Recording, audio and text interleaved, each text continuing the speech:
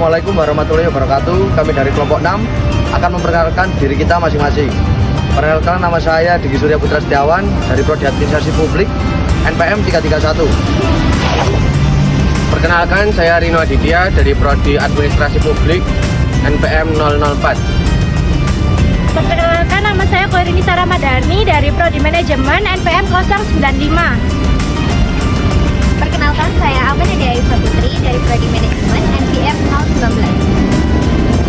Perkenalkan, saya Eva Diarjani dari Program Studi Administrasi Publik NPM 252. Perkenalkan, saya Junisra Yudi Pratama dari Prodi Manajemen NPM 265. Perkenalkan, nama saya Desi Wulandari dari Prodi Manajemen NPM terakhir saya 054. Fitrah manusia.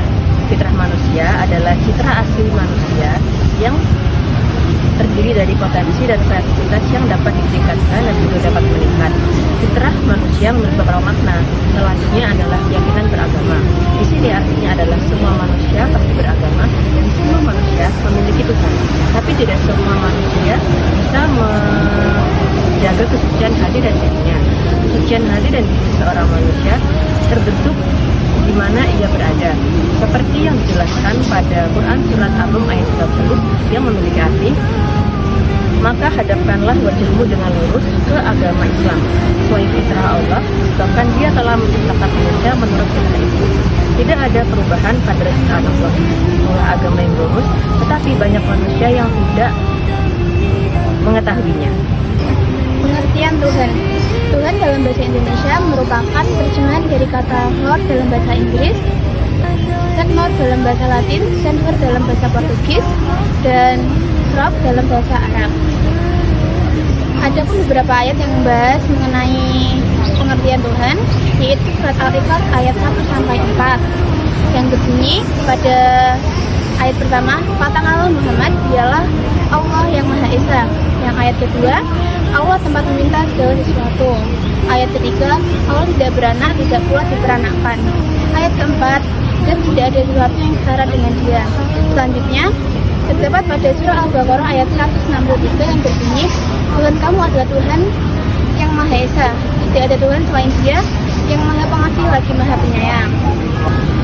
Konsep spiritualitas sebagai landasan kebertuhanan. Pengertian spiritualitas secara etimologi, kata spirit berasal dari kata Latin spiritus yang berarti roh, jiwa, sukma, kesadaran diri, wujud tak berbadan, nafas hidup, dan nyawa hidup. Para filosofu menganalogisikan spirit dengan kekuatan yang menganimasi dan memberi energi pada kosmos. Dalam perspektif Islam spiritual adalah jiwa halus yang dititipkan oleh Tuhan ke dalam diri manusia. Hal tersebut yang membuat manusia memiliki bakat bertuhan. Dalam bahasa agama, orang yang memiliki bakat kesadaran spiritual adalah orang-orang yang selalu memiliki hubungan dengan Allah, atau biasa disebut dengan connected to Allah. Kebertuhanan dalam perspektif psikologi. Adanya roh membuat manusia menyadari dan meyakini keberadaan Tuhan dan kehadirannya dalam fenomena alam semesta ini. Ada 4 penelitian dalam bidang neuroscience yang mendukung hipotesis teori ini. Yang pertama, adanya penelitian tentang osilasi 40 Hz, di mana melahirkan kecerdasan spiritual. Dan yang kedua, ada penelitian tentang alam bawah sadar yang melahirkan teori tentang adanya EQ atau Emotional Quotient. Yang ketiga, ada penemuan God spot dalam temporal di sekitar pelipis. Dan yang terakhir, ada kajian tentang somatic matter. Adapun juga perspektif sosiologisnya. Konsep tentang kebertuhanan dalam sosiologi bisa dikatakan sebagai sumber kebenaran dan kebajikan, di mana yang diyakini dan dipahami oleh umat manusia. Objek dari sosiologi beragama ini adalah masyarakat beragama. Manusia dalam hidupnya senantiasa bergumul dengan ketidakpastian akan masa depan. merasa seringkali menanyakan hal-hal di luar nalar, dan kendali atas manusia. Sehingga mereka mulai mempercayai bahwa ada kekuatan lain atau bisa disebut supranatural. Kebertuhanan dalam sejarah umat manusia dimulai dari animisme, kemudian ada juga dinamisme, lalu politeisme, dan terakhir ada monoteisme.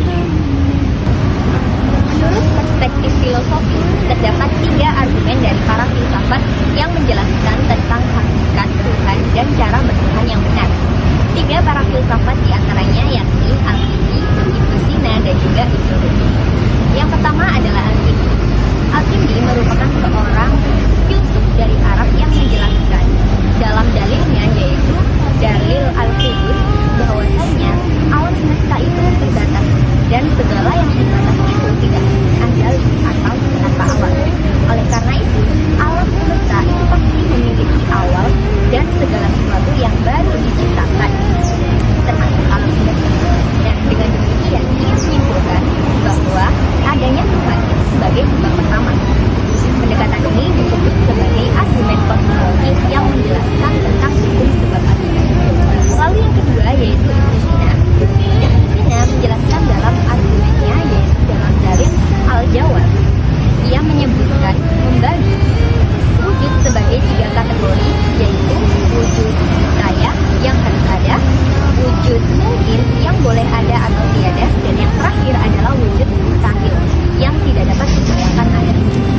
Alam semesta itu termasuk ke dalam wujud mungkin yang hanya dapat ada apabila diaktualkan oleh yang sudah ada, yaitu Tuhan, yang termasuk ke dalam wujud mustahil.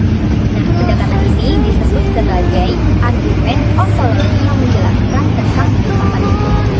Lalu yang terakhir ada pendapat dari Ibnu Rushd, yaitu argumennya yaitu adalah dalil al-inayah yang menjelaskan bahwasanya segala fasilitas alam yang menunjang kehidupan manusia merupakan bukti adanya Tuhan yang menciptakan alam ini dengan sengaja dan juga penuh rahmat. Dan penciptaan kehidupan dan juga kemampuan intelektual di alam ini itu tidak dapat terjadi secara kebetulan saja, tetapi adanya rancangan Tuhan.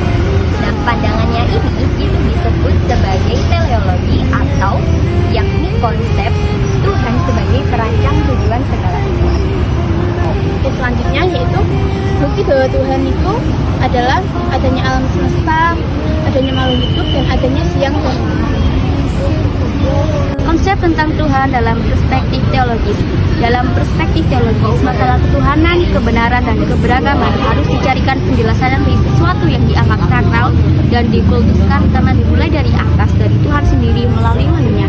Artinya, kesadaran tentang Tuhan, baik buruk cara beragama, hanya bisa diterima kalau berasal dari Tuhan sendiri.